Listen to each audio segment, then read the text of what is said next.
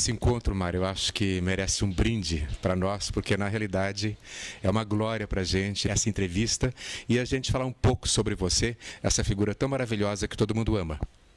Santé. Santé. Quando eu fui trabalhar no Beca, nos idos de 1973, quer dizer, era você e Richard, e eu gostaria que você falasse, contasse um pouco para a gente essa história, para que ela não se perca, de como vocês abriram esse salão que foi tão famoso, antes de você fazer a sua sociedade com Jacques Janine, a sua irmã.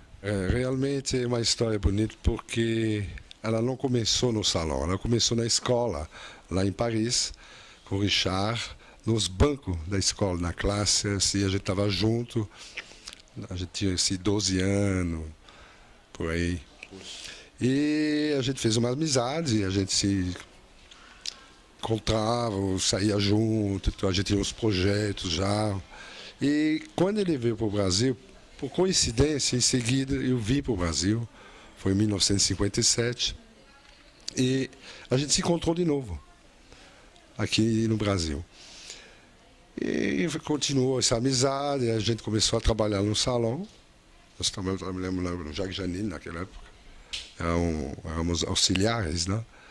E quando a gente se formou cabeleireiro, né? E a gente teve a ideia de abrir um salão junto. Foi em 1966. Em 1966 nós abrimos um salão junto. E foi assim um marco até histórico, porque nós implantamos naquela época, o homem não costumava entrar dentro do salão. Então a gente criou um horário noturno para os homens, que vinham cortar o cabelo. De dia eram as mulheres, e das 20 horas até meia-noite, 1 hora da manhã, era para os homens. Então eles tinham esse horário especial, que a gente criou justamente para atrair eles. Porque eles queriam fazer... Naquela época se usava os cabelos mais compridos, tudo, fazia escova, tudo e tal. Eles queriam fazer isso, mas o barbeiro não fazia. Então eles queriam fazer no salão, mas não queriam se misturar com as mulheres naquela época. Eles vinham do escritório cansados, e ficavam 2 horas lá no salão, tudo assim. Eles sempre pediam assim, não tem uma dose de uísque? Não tem uísque? Aí a gente teve que fazer assim um carrinho e começava a servir uísque, tudo. Então era assim um papo assim, bem descontraído, né? Eles relaxavam depois. Eles se encontravam, eram assim, amigos de escritório, tudo isso. Eles continuavam até as reuniões lá dentro do salão, era muito divertido. Em 73, quando eu fui trabalhar no Beca, era o Beca o salão mais famoso do Brasil. Quer dizer, você e Richard, assim, topes de linha, e pegavam toda a parte das novelas da Tupi, naquela época, né? Os artistas mais antigos da Globo vieram da TV Tupi. Então, o salão era repleto de artistas e era uma coisa muito fantástica, porque a dinâmica do salão, o atendimento dessas celebridades, o salão naquela época vivia lotado, e o Mário e Richard eram os mais procurados.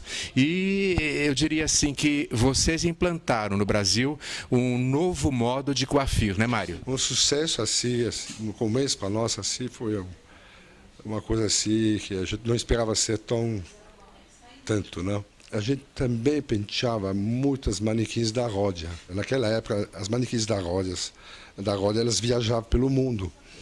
Então, inclusive, a gente era obrigado a viajar junto com elas. Quando eles faziam assim uma série de fotos, vamos dizer, lá no deserto do Saara, tinha que ir lá junto com elas. Se tinha que fazer umas fotos na Índia, a gente ia lá, porque era uma semana lá, penteando, maquiando e tudo. E o começo da moda no Brasil foi aí mesmo, né?